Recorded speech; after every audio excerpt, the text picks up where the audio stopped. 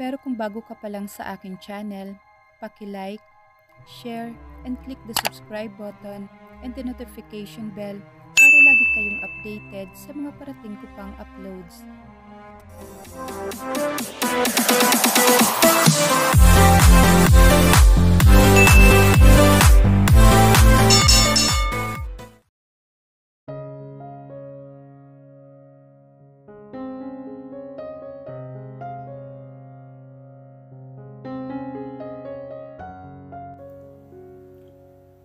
Alam kong masakit ang pinagdaraanan mo ngayon.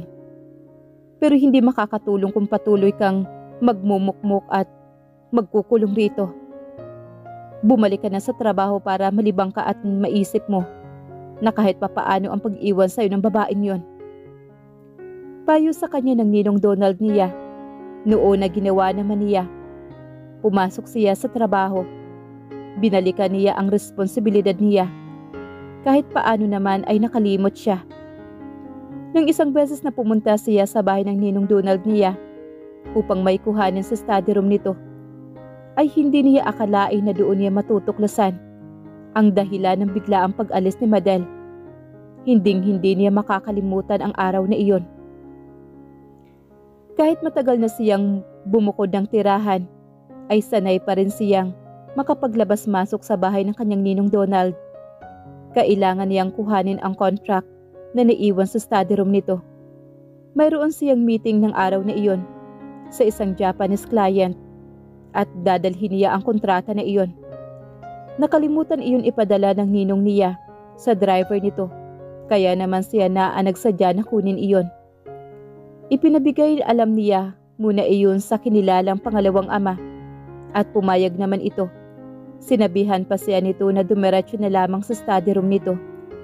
Iyon nga ang ginawa niya. Pagdating niya sa study room, ay agad niyang hinanap ang pakay. Malinis ang ibabaw ng mesa, kaya naman binuksan niya isa-isa ang drawer. Habang naghahagilap ay hindi sinasadyang nahagip na mata niya ang isang litrato na nakalabas ang kalahati mula sa isang envelope na naroroon. Hindi niya sana papansanin iyon. Subalit nahagip ng paningin niya ang mukha ni Madel sa litratong iyon. Kunot ang noong dinampot niya iyon. Kuha iyon noong gabi ng proposal niya kay Madel. Anong ginagawa nito niyon sa opisina ng ninong niya?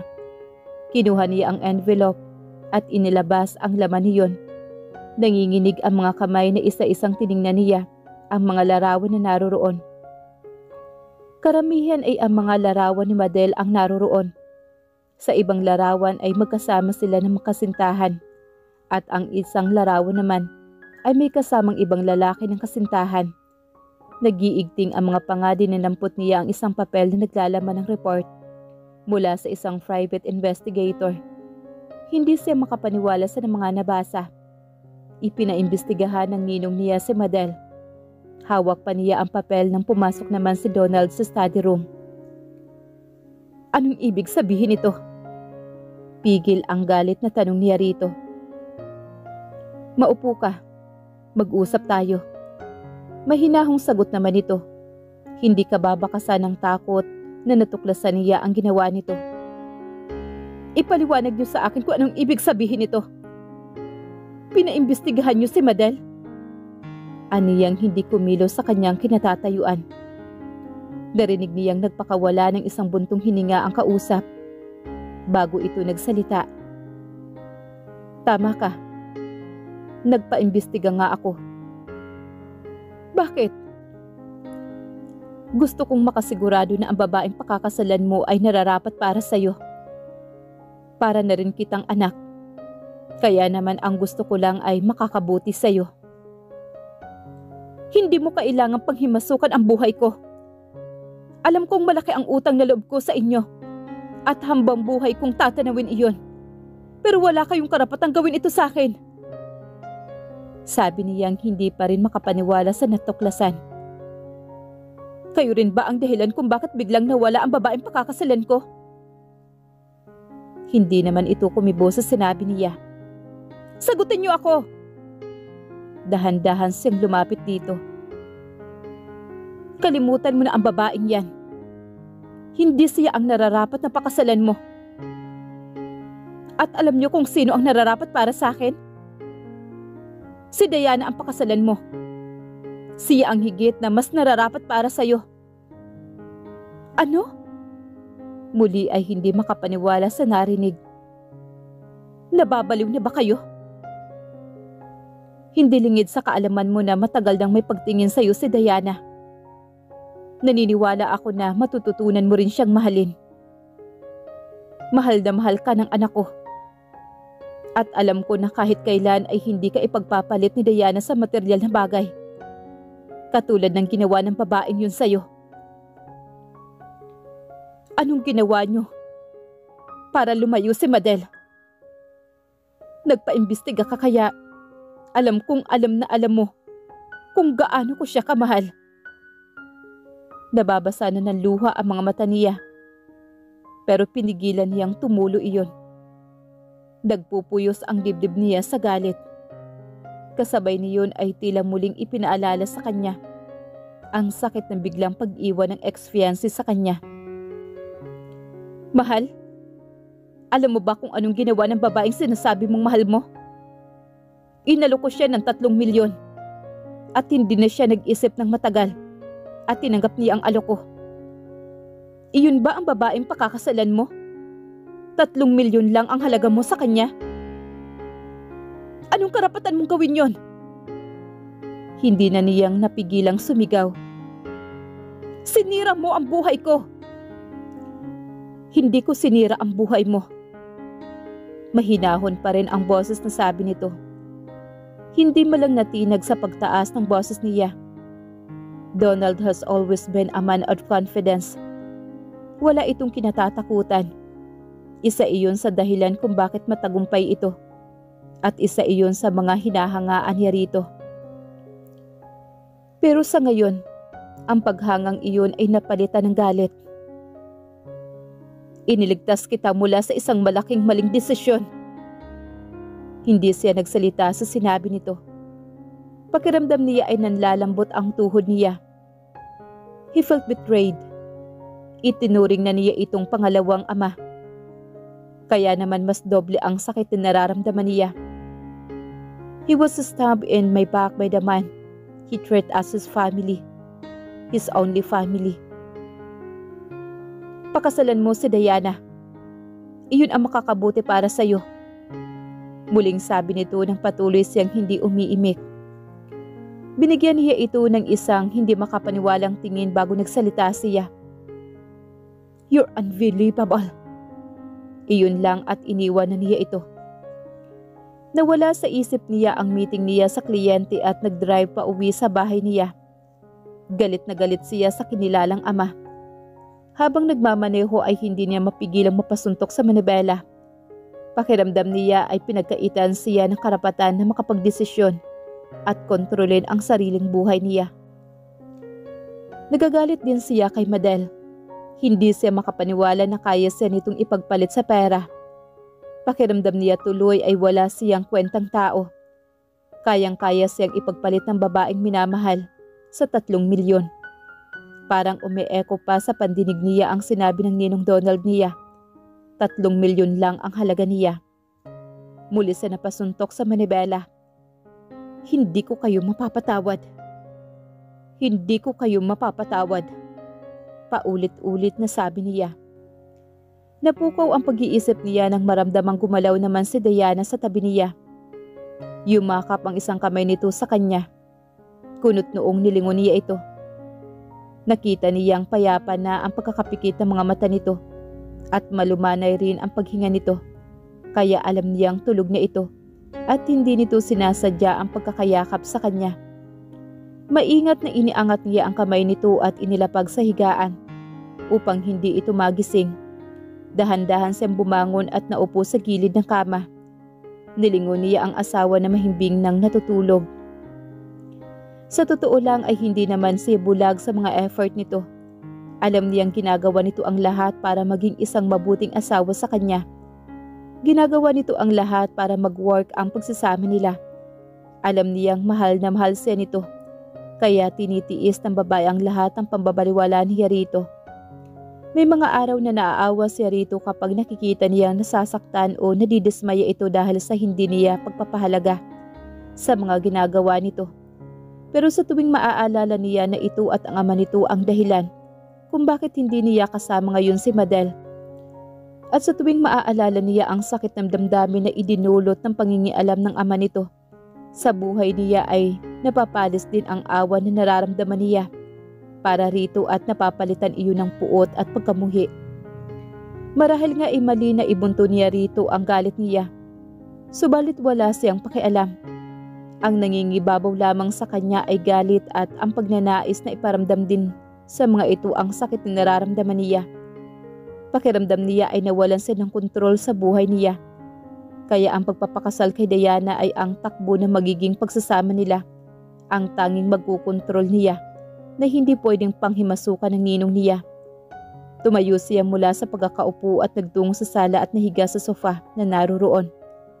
Kapag hindi siya makatulog ay doon siya natutulog sa sala nila. Wala namang ibang tao roon maliban sa kanilang mag-asawa. Sinadya niyang hindi kumuha ng kasambahay dahil gusto niyang iparanas kay Diana ang hirap ng pagiging isang may bahay. Pagising ni Diana ay automatic na dumako ang mata niya sa gilid ng higaan kung saan nakapwesto ang asawa. Subalit bakante iyon. Bumangon siya at lumabas patungo sa sala. Doon ay nakita niyang mahimbing na natutulog si Randall sa sofa. Hindi na siya nagtataka pa dahil hindi lang naman ito ang unang beses na sa sala natulog ang kabiyak. Masuyo niya itong pinagmamasdan. Napansin niya ang kunot sa pagitan ng kilay nito. Magmula nang ikasal sila, ay tila lagi nang nakakunot ang noo nito. Kaya tuloy tila naging madilim ang ekspresyon ng mukha nito. Bahagya siyang yumuko at inilapit ang hintuturo sa pagitan ng kilay nito. Bahagyang magkasalubong ito. Napangiti siya na makitang unti-unting lumalambot ang ekspresyon ng mukha nito at nawala ang kunot sa noo. May pag-asa pa ako. Mahinang bulong niya sa sarili. Handa akong gawin ang lahat. Matutunan mo lang akong mahalin. Maghihintay ako hanggang sa kaya mo nang buksan ang puso mo para sa akin. Napapitlag siya nang bigla itong kumilos. Agad niyang binawi ang daliri na nakalapat pa rin sa pagitan ng kilay nito. Ang akala niya ay magigising na ito. Subalit nag-iba lang ito ng pwesto at tumagilid. Paharap sa sandalan ng sofa. Patuloy niya itong pinagmamasdan. Naalala niya ang mga salitang binitawan nito sa kanya noong gabi ng kasal nila. Huwag kang umasa na gagampanan ko ang pagiging isang mabuting asawa. Sa papel lang tayo kasal. Ang apelyido ko lang ang kaya kong ibigay sa iyo. Pero ang puso ko, sa akin to. Ako rin ang masusunod kung sino ang pwedeng mahalin ito. At ikaw ang huling taong gugustuhin kong mahalin, Diana. Kung ganon, bakit ka pumayag na pakasalan ako? Pumayag akong magpakasal sa iyo para iparamdam sa iyo at kay Ninong. Maski kalahati ng sakit na idinulot ninyo sa akin. Dahil kahit anong gawin mo, hinding-hindi kita mamahalin. Pakiramdam niya ay sinaksak siya ng paulit-ulit nang marinig iyon. Lalo na nang iwan siya nito ng gabing iyon. Wala siyang nagawa kundi ang umiyak. Ang akala niya kapag nakasal sila ay magiging madali na ang lahat. Madali na siyang mapapalapit rito. Pero mas lalong naging malayo ang lalaki sa kanya. Nang gabi ring iyon ay napagtanto niya na kailangan niyang magpakatatag. Hindi iyon ang panahon para sumuko siya at mawala ng pag-asa. Hindi niya alam kung saan ito nagpunta ng gabing iyon. Hinintay niya ito. Subalit umaga na ito bumalik. Pagbalik nito ay kinausap siya nito. Tatanggapin ko na galit ka sa akin ngayon. Dahil alam kong nasaktan kita ng sobra at alam ko rin na napilitan ka lang na pakasalan ako. Hindi kita pipiliting gampanan ang isang pagiging asawa kapag dalawa lang tayo. Pero may ipapakiusap ako sa iyo. Kapag nasa labas tayo at may nakakakitang ibang tao sa atin, kung hindi mo kayang maging malambing at pakitunguhan ako bilang asawa mo, Sana ay huwag mo iyong ipahalata sa ibang tao. Wala siyang narinig na sagot mula rito, kaya nagpatuloy siya sa pagsasalita niya. You can hate me all day. Pero, at the end of the day, sa isang silid tayo matutulog. I will not ask you to do anything. I will not force you to make love with me. Pero sana sa gabi, kapag matutulog tayo, hayaan mong makatabi kita. Give me that to me, at least. Hindi ito nag-react sa sinabi niya. Tinitigan lamang siya nito subalit hindi nagsalita ito. Matapos ang ilang segundo ay walang sabi-sabi na itong pumasok sa banyo at naligo at naghanda sa pagpasok sa opisina. Akala niya ay baliwala lang dito ang sinabi niya. Pero nakahinga siya na maluwag. Nang kinagabihan nga ay doon natulog ang lalaki sa silid nila. Pero naiintindihan niya rin kung minsan ay gusto ni Randall na mapag-isa ito o hindi tumabi sa kanya. Ayaw niya itong pilitin, kaya hinayaan na niya lang ito. Ang importante ay umuuwi ang lalaki at madalas ay sa isang silid sila natutulog. Naantala ang gagawin sanang pagkatok ni Randall sa opisina ni Diana nang marinig niya ang malakas na tawa nito. Ngayon niya lang ito narinig na tumawa ng ganoon magmula nang ikasal sila. Tila napakasaya nito, napakunot ang noo niya nang mabosesan ang kausap nito. Si Mark, ang kanilang bagong marketing head. Hindi niya alam na magkakilala ang dalawa. Kaninang umaga niya lang iyon nalaman. At iyon din base sa pag-uusap ng dalawa. Kung sa bagay magmula noong tumungtong sila ng college at mag-aral sa magkaibang university, ay marami na siyang hindi alam tungkol sa babaeng pinakasalan. Kaya hindi na nakapagtataka kung hindi niya rin kilala ang mga naging kaibigan nito. Pabalik na sana siya sa kanyang opisina na mag-ring naman ang kanyang cellphone. Dinukot niya iyon mula sa bulsa ng suot na slacks. Napakunot ang noo niya nang mabasa ang pangalan ng biyanan. Kahapon pa ito tumatawag sa kanya, subalit hindi niya iyon sinasagot.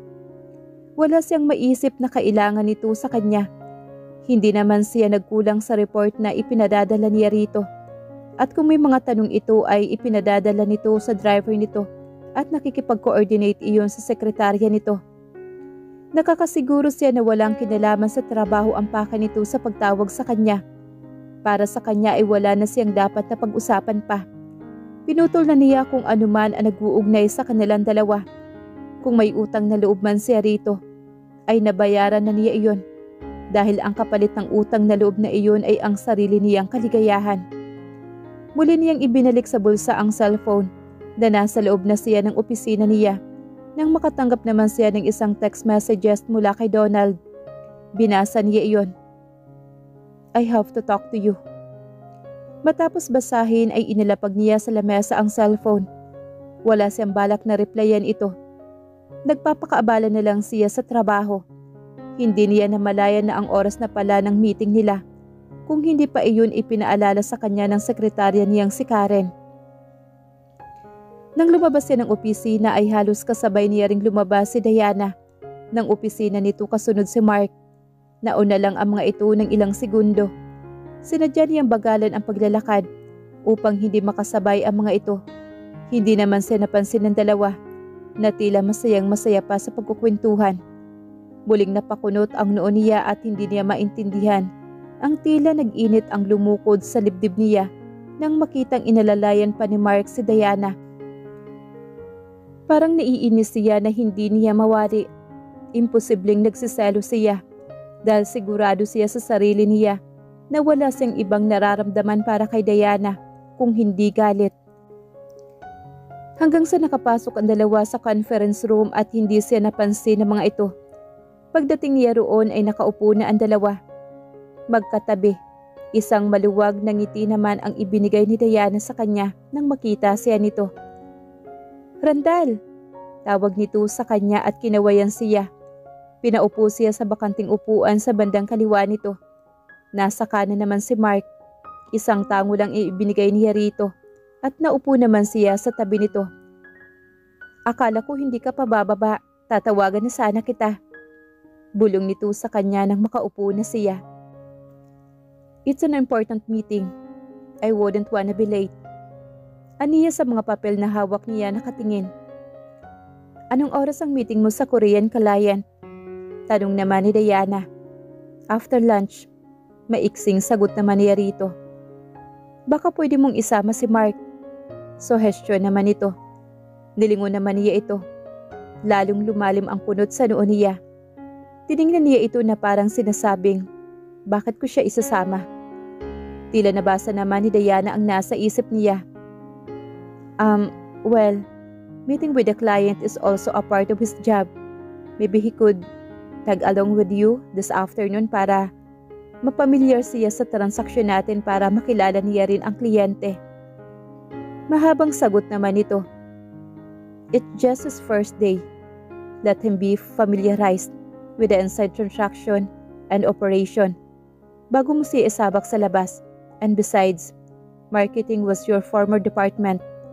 Kung may magtitrain man sa kanya, it should be you and not me.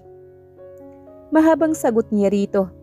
Bagamat bumubulong siya ay hindi niya mapigilan ang magpakita ng iritasyon. Parang masyado yata itong bilib sa kaibigan nito. At gusto agad isabak sa transaksyon sa labas. Diana, he's right. Mas okay kung matututunan ko muna ang pasikot-sikot dito sa loob ng opisina. Sabad ni Mark na hindi siguro mapigilang marinig ang pag-uusap dahil magkatabi lang sila. Okay, I guess you're right. Ang tanging sagot naman ng asawa at hindi na ulit nagsalita ito. Nang makumpleto ang mga attendance ng meeting ay nagsimula kaagad sila. Nauna ang pag-i-introduce kay Mark bilang bagong head ng marketing department.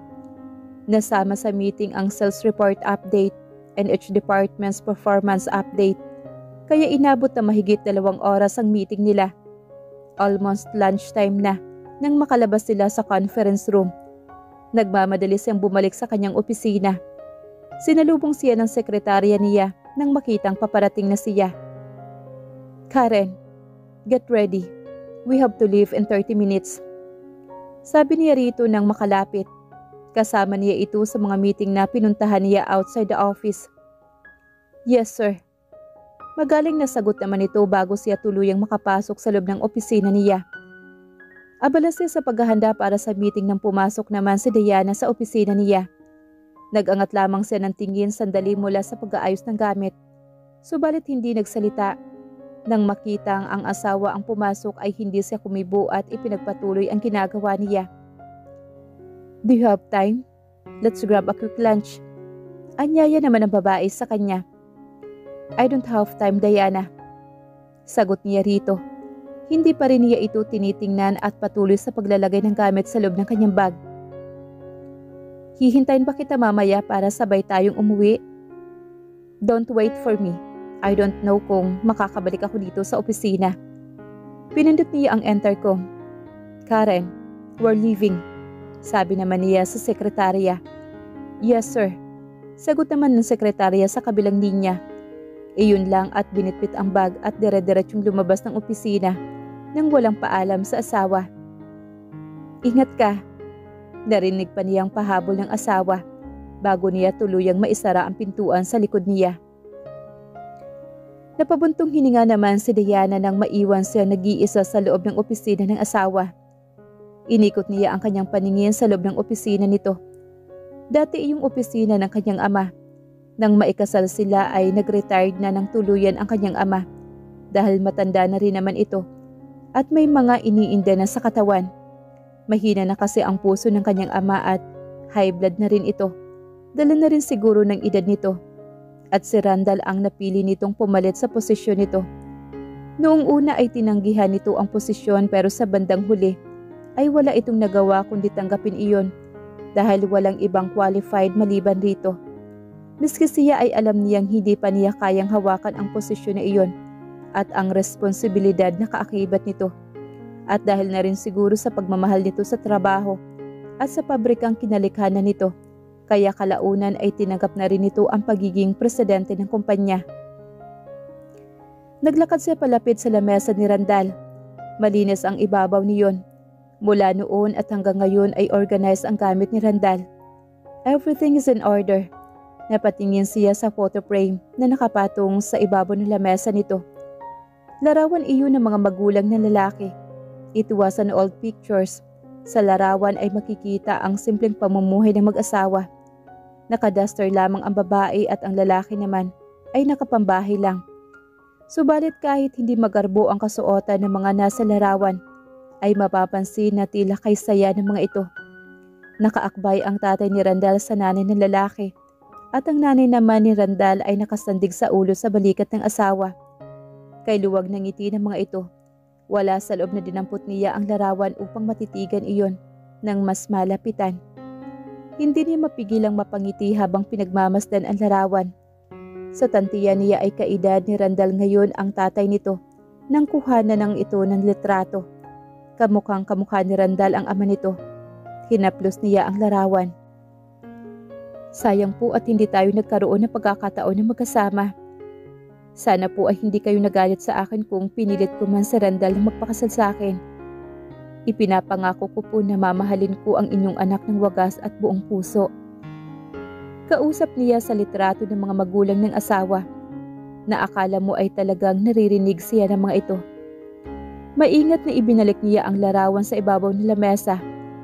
Binuksan naman niya ang drawer.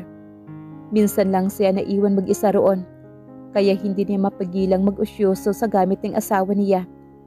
Hindi naman siya usyoserang tao. Subalit dahil tila hindi niya mapigilan ang sarili na magkalkal sa gamit ng lalaki, siguro ay umiiral ang kanyang wife instinct. Napakunot noo siya na makita ang cellphone ng asawa sa loob ng drawer. Nang buksan niya iyon, agad niya iyong kinuha at tinampot ang telepono para tawagan ang guard sa ibaba para pigilan na makaalis sila, Randall, kung naroroon pa ang mga ito. Subalit nang iangat na niya ang telepono ay napadako muli ang tingin niya sa loob ng drawer na nakabukas pa rin. Napansin niya ang isa pang photo frame. Nakatihaya iyon kaya kitang-kita niya kung ano ang nasa larawan. Tila nanigas ang mga daliri niya at hindi magawang pindutin ang dial button. Parang kinukurot ang puso niya habang nakatitig sa larawan ni Randall at ng ex-girlfriend nito na si Madel. Tila kuha iyon sa isang bahay. Marahil ay sa bahay ng babae. Nakaupo ang mga ito sa isang mahabang sofa at may cake sa harapan ng mga ito. May suot pang party hat ang babae at sa larawan ay nakaakbay si Randall rito, habang ang babae naman ay nakayakap sa baywang nito at nakahalik sa pisngi ni Randall. Sa larawan ay maluwag ang ngiti ni Randall, parang ang saya-saya nito. Sa loob ng 4 na buwang pagsasama nila, ay hindi niya pa nakita ngumiti ng ganoon si Randall. Alam niyang picture lang iyon, pero hindi niya mapigilan na makaramdam ng selos sa babaeng katabi nito. Alam niyang tapos na ang dalawa at malayo na ang babae, pero hindi pa rin niya mapigilang masaktan sa nakikita niya. Kung sana ay kaya rin niyang pangitiin ng ganoon ang asawa, ang makita na ganoon ito kasaya ng dahil sa kanya. At ang pinaka nagpapakirot sa dibdib niya ngayon ay ang katotohanan na itinatago pa rin ni Randall ang larawan nito at ng dating kasintahan nito, dahil nangangahulugan lamang iyon na hanggang ngayon ay hindi pa rin nakakalimutan ng asawa ang babae. Biglang bumukas naman ang pintuan ng opisina. Mabilis na isinara niya ang drawer nang makita niya si Randall. "I left my phone," sabi nito sa kanya. Tila hindi malang nagulat na naroroon pa rin siya sa opisina nito. "Oo nga itatawag ko nga sana sa guard. Buti na lang binalikan mo." Bahagya pang nanginig ang boses niya. Tumayo siya para iabot dito ang cellphone nito. Naramdaman niyang bahagyang nangihina ang tuhod niya, pero hindi niya iyon ipinahalata sa kabiyak. Pinilit niyang maglakad ng diretsyo. Sinalubong naman siya nito upang abutin ang cellphone. "What are you still doing here?" Tanong nito nang makalapit na sila sa isa't isa. Kasi medyo nahilo ako, kaya hindi ako makalabas kaagad. Umupo lang ako saglit para makapagpahinga. Tapos napansin ko nga na naiwan mo yung cellphone mo." Pagdadahilan naman niya rito. Alangan namang sabihin niyang nag-usyoso pa siya kaya hindi siya nakalabas kaagad. Baka lalong madagdagan ang inis nito sa kanya. You should go to see a doctor kung hindi maganda ang pakiramdam mo. Suhestyo naman ito sa kanya. Kulang lang siguro sa tulog. Sabi naman ni Rito. Hindi naman siya totoong nahilo pero bahagyang pumitlag ang puso niya nang makasense siya ng kaunting concern mula sa asawa.